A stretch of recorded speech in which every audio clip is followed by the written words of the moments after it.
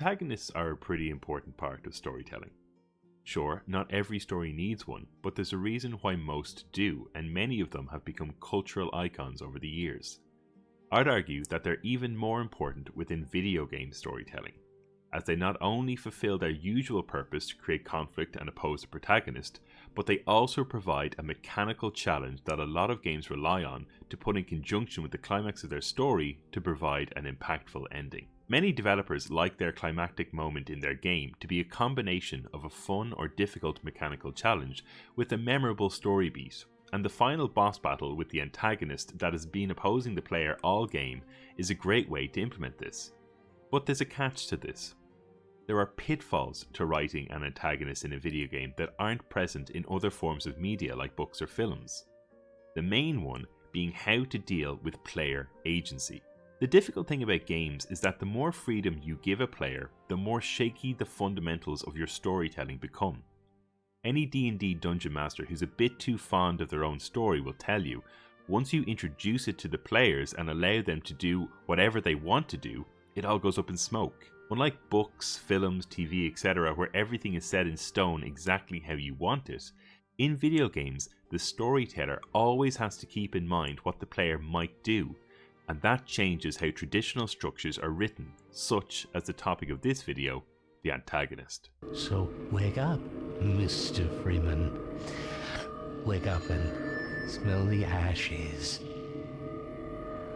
I'm not going to labour this point too much, as you've probably got the picture by now, but let me just give you two examples.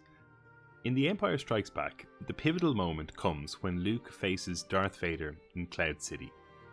The point of this scene is to show that Luke, despite his brief time with Yoda, is still inexperienced, rash, and nowhere near the strength of Vader.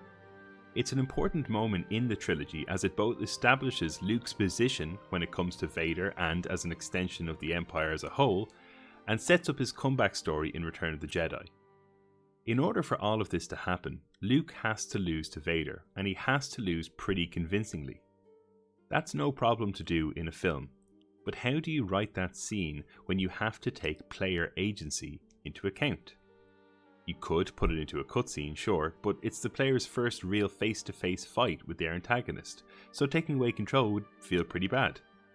Similarly, you could allow the player to do the battle, but then force a loss at the end, but that kind of feels worse and also doesn't really address the issue that Vader was supposed to win the fight convincingly. In The Usual Suspects, Keaton has no idea that Verbal is Kaiser Soze, and Detective Kujan only realises it when it's too late. The story obviously relies on none of the characters figuring out who Kaiser Soze is, allowing the film to end with the shock reveal. Again, how do you write this story with player agency? What if the player is Dean Keaton or Detective Kujan and they figure it out halfway through the story? Sure, you could again force them through by not giving them any means of identifying Verbal, but that feels terrible. Now, you might be thinking, well, that's the case when I'm watching the film too, right? I can figure out who Kaiser Soze is as a viewer on my couch. But there's a key difference in how we react to that realization. The reveal works better if the viewer doesn't suspect Verbal at all, allowing them to feel the same shock Detective Kujan is going through on screen, but even if they do figure it out at an earlier stage, they're rewarded with a vindication because they got it right. The frustration of not being actually able to influence the story on that realization isn't there because the viewer understands that they have no influence over the story because they have no agency. They understand that they're not the player, they're the viewer.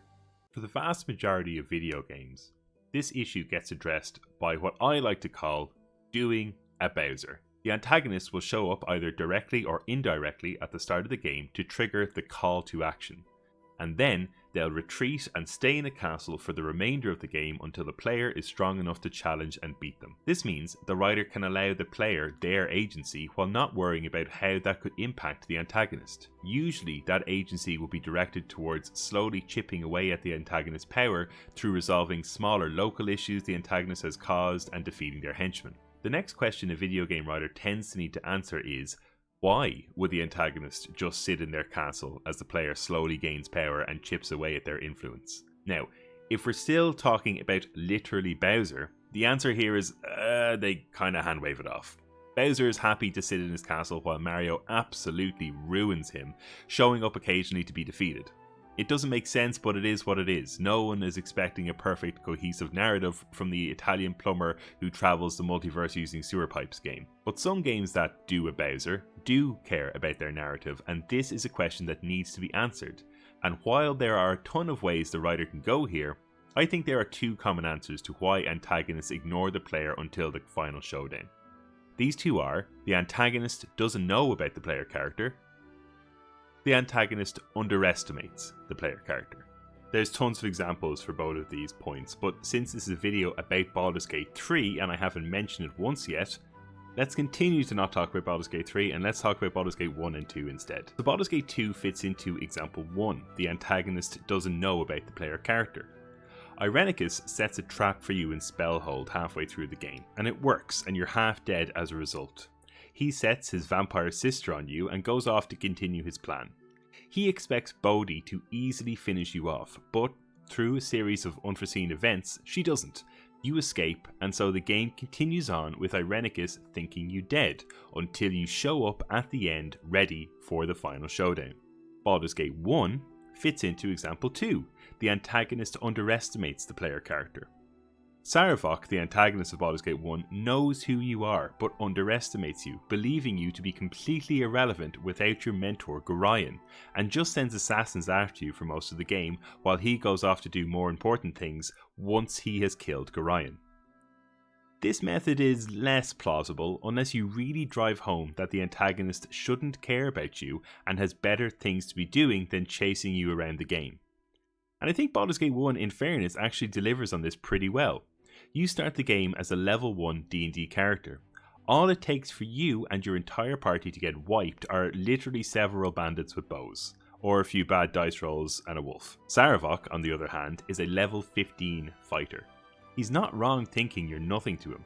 He also spends the entire game executing his plan, which requires a good deal of effort and is a hell of a lot more important to his plans than chasing down some rando level 1 to 5 character. Both of these antagonists make sense within their games because they follow these rules.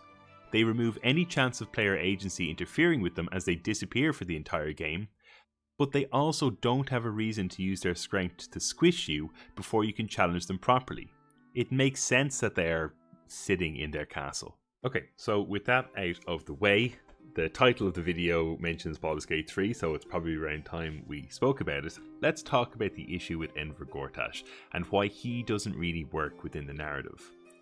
I'm going to focus on Gortash, Ketheric and Arin as our main antagonists for the game. I know we have the big brainy boy, but I think of it as more of a plot device than an actual villain. The Dead Trees Chosen are the real antagonists, as they're the ones driving the story forward for the majority of the game.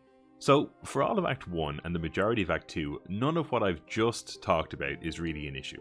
For the entirety of Act 1, the Chosen are a mystery to you, and it's only really when you get to Moonrise Towers in Act 2 that you meet one of the antagonists, Ketheric, and even at that point, they're not really aware of you or what you represent. Larian, interestingly enough, don't exactly do a Bowser with their antagonists in Baldur's Gate 3.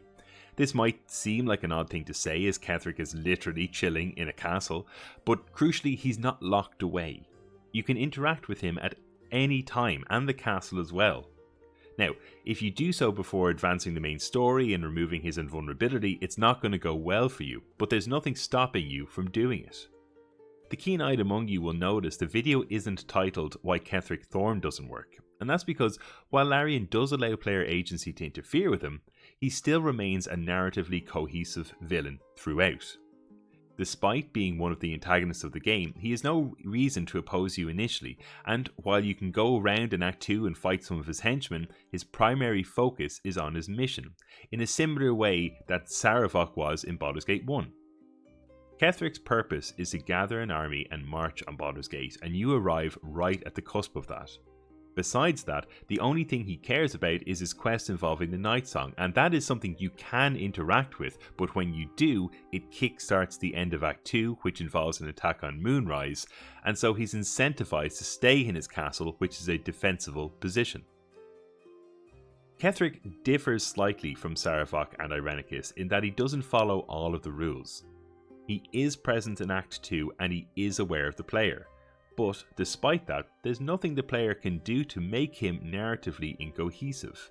If the player tries to attack him, they can. If the player does something significant to get his attention, such as the Night Song quest, the end of Act 2 triggers and Ketheric responds appropriately. It's a good example of how player agency isn't always going to disrupt storytelling, but it does require thought and skill on Larian's part to make it work, and they should get credit for doing so with Ketheric. Unfortunately, this falls apart when it comes to Gortash. Okay, so straight off the bat, Gortash is breaking rules. He finally comes into the spotlight at the very end of Act 2, but all your interactions with him are in Act 3, and at this point in the game, he knows who you are, and considering you've killed Ketheric and taken his Netherstone, he has a damn good reason to want you dead.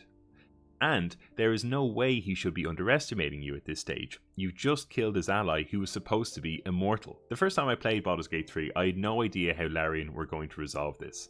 I knew at that point Act 3 was big, and Gortash and Aran were going to play leading roles. But logically, they should be trying to kill you immediately. To their credit, Larian also saw this coming and provided a solution. Both antagonists are also at odds with each other, and instead of going after you, they want to strike a deal with you to send you after the other chosen. This is great. Larian have broken all the usual rules here, but Gortash and Aran remain narratively cohesive. And, again, similar to Ketheric, if I want to go and find them and kill them, I can. That's great, but there's a wrinkle. Larian have created an act where two antagonists are fully aware of the player character and are completely open to their agency. If the player uses that agency to go find and kill them, then it's okay. The story still makes sense as they were never written to be the final showdown. However, if the player uses that agency in other ways, that's when we start to see the breakdown, and Gortash in particular begins to fall apart as an antagonist. So let's just talk about Gortash for a second. Mechanics wise, he's no slouch in combat, he's an endgame villain after all. But it's clear his real power lies outside his combat abilities. Gortash is the chosen of Bane, the god of tyrannical oppression and control. And by the time you come face to face with him in Act 3, that control has grown to the entire city of Baldur's Gate. As the city's first Archduke and in command of the Steel Watch, his real power lies in his complete dominance over the city, and that's how Gortash is really presented as a threat to the player. Larian drives this home by the Steel Watch finding you and guiding you to his coronation in Worm's Rock Fortress. Beyond that, you can see his influence all over the city. His Steel Watch is everywhere, he literally controls half the Flaming Fist's minds through the Elder Brain, and the other half he controls just through regular old authority. He has influence over the printing press, secret underwater prisons, the list goes on. As you explore through Baldur's Gate in Act 3, it's hard not to find a place Gortash doesn't have a grip on. So, if that's where Gortash's power really resides, then it would make sense for him to use it when you betray him and he finally sees you as someone that has to die. But, unfortunately, Larian built Gortash in the same way they built Ketheric, in that pseudo doing a Bowser style, where you can absolutely go to him at any time, but he's going to remain in his castle until you do, no matter what you do. The usual way you take down Gortash is by stripping away his real power, that is to say his influence over the city, and that mostly takes the form of dismantling the Steel Watch. But when you start this process, if Gortash is to be a narratively cohesive villain within the story, he has to respond to how you use that player agency. The frustrating thing is Larian have done some of the work here. There's a scene during the Iron Throne quest where Gortash recognizes that you have betrayed him and communicates such to you. Aren't you the intrepid little adventurer, digging and diving where you don't belong? But then, what does he do after that? He has the power to literally set the entire city down on your party. He controls mechanical golems that have the city in an iron grip, and even if you take them out first by hitting the factory, he still controls the Flaming Fist. But what does he actually do? Well, he does a Bowser. He sits in his keep, allowing you to strip away his power over the city piece by piece until you're ready for the final confrontation. And at that point he's just a guy with a crossbow in a room full of traps.